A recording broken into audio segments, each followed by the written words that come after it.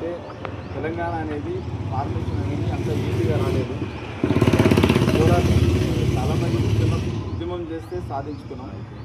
So ఆ ఉద్యమం అనేది ఎప్పుడు మొదలవుతుందంటే ఒక వ్యక్తి యొక్క హక్కులు కానీ ప్రజల యొక్క హక్కులు కానీ భంగం కలిగినప్పుడు ఉద్యమం అనేది మొదలవుతుంది.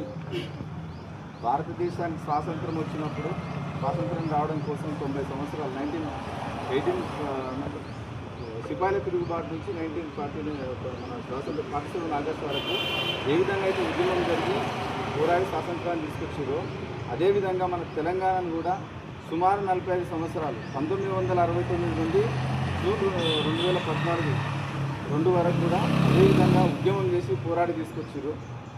అప్పుడున్నటువంటి ఉమ్మడి ఆంధ్రప్రదేశ్ ప్రభుత్వం మన తెలంగాణ ప్రాంతాన్ని నిర్లక్ష్యం చేసి నీళ్లు నిధులు నియామకాలు అనే విషయంలో పూర్తి స్థాయిలో నిర్లక్ష్యం చేసి మనకు అన్యాయం జరిగింది. కాబట్టి దాని విషయంలో అప్పుడున్నటువంటి ప్రొఫెసర్ జయశంకర్ సార్ లాంటి మేధావులు మనకు జరిగిన అన్యాయాన్ని పూర్తి స్థాయిలో అంటే గణాంకాల ప్రకారం విశ్లేషించి అన్యాయం జరిగింది అంటే కాదు, వాళ్ళకు అప్పుడున్నటువంటి రాజకీయ నాయకులకు కావచ్చు, ఉద్యమకారులకు కావచ్చు